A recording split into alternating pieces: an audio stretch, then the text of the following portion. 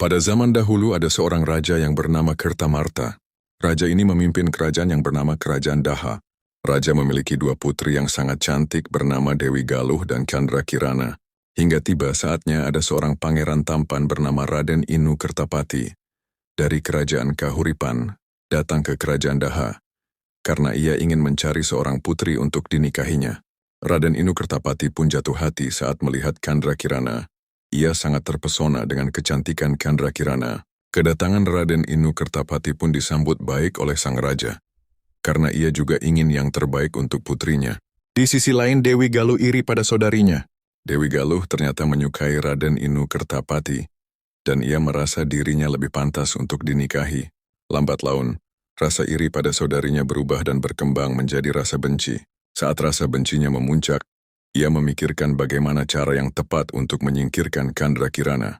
Dewi Galuh diam-diam menemui seorang penyihir jahat untuk membantu rencananya.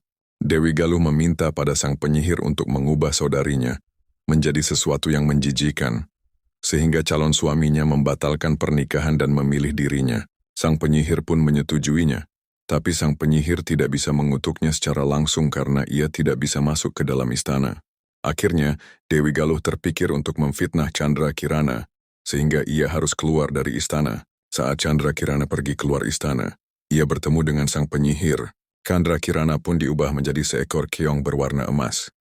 Sang penyihir memberitahu, Candrakirana kalau kutukan bisa dibatalkan jika Raden Inu Kertapati dan dirinya bertemu. Tentu saja Candrakirana merasa putus asa, karena satu-satunya cara agar ia bisa kembali menjadi manusia terdengar tidak bisa dilakukan. Suatu hari ada seorang nenek yang sedang mencari ikan menggunakan jala. Candrakirana tersangkut dalam jala. Sang nenek terkejut karena menurutnya keong ini terlihat sangat cantik. Akhirnya sang nenek ini merawatnya. Keesokan harinya sang nenek kembali ke sungai untuk mencari ikan. Namun tidak satu pun yang ia dapatkan. Ia pun memutuskan untuk pulang ke rumah. Saat sampai di rumah, ia terkejut karena ia melihat makanan yang sangat enak sudah tersedia di atas meja. Ia merasa sangat heran dan bertanya-tanya siapa yang membuat makanan ini. Kejadian seperti ini terus terjadi di hari-hari berikutnya. Karena merasa penasaran, sang nenek memutuskan untuk berpura-pura pergi ke laut. Sebenarnya, ia hanya ingin mengintip siapa yang akan datang ke rumahnya dan menyiapkan makanan enak itu. Nenek pun terkejut.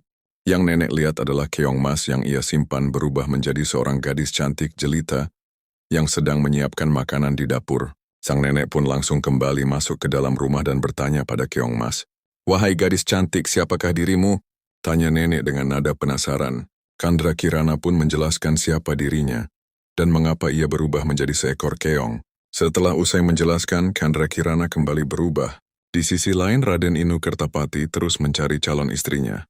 Ia merasa sangat kebingungan kemana calon istrinya pergi dan mengapa ia tidak meninggalkan pesan apapun. Namun, Raden Inu Kertapati juga sangat yakin bahwa Candrakirana masih hidup. Karena itu ia tidak menyerah mencarinya. Sang penyihir akhirnya mengetahui bahwa sang pangeran belum henti juga mencari Candrakirana. Ia pun berencana agar sang pangeran tidak menemukannya. Sang penyihir pun berubah menyamar menjadi seekor burung gagak. Saat di perjalanan, sang pangeran bertemu dengan burung gagak ini. Burung gagak ini memberitahu di mana sang pangeran mencari Candrakirana. Raden Inu Kertapati sangat senang karena ia merasa mendapatkan bantuan. Dan ia pun mengikuti burung gagak itu. Namun lama-lama Raden Inu Kertapati merasa kebingungan dengan jalan yang ditempuh. Karena ia merasa perjalanannya sudah sangat panjang, tapi ia tidak juga sampai di tujuan. Lalu ia bertemu dengan seorang kakek yang sakti. Ternyata kakek ini tahu bahwa burung itu adalah penyihir. Sang kakek memukulnya dengan tongkat dan burung itu berubah menjadi asap.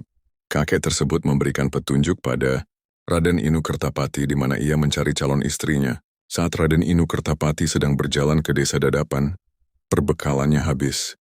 Lalu ia melihat sebuah rumah di ujung arahnya, dan ia berharap ia bisa mendapatkan minuman atau makanan di sana. Saat ia sampai di sana ternyata bukan hanya air minum yang ia temukan. Ia melihat Candrakirana sedang memasak dan menyiapkan makanan. Raden Inu Kertapati merasa sangat senang dan kutukannya pun berhasil dibatalkan. Akhirnya Candrakirana dibawa ke kerajaan Daha bersama sang nenek, yang sudah menolong calon istrinya.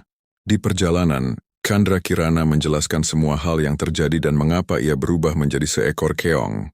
Dewi Galuh pun mendapatkan hukuman atas perbuatannya dan ia pergi ke hutan untuk melarikan diri.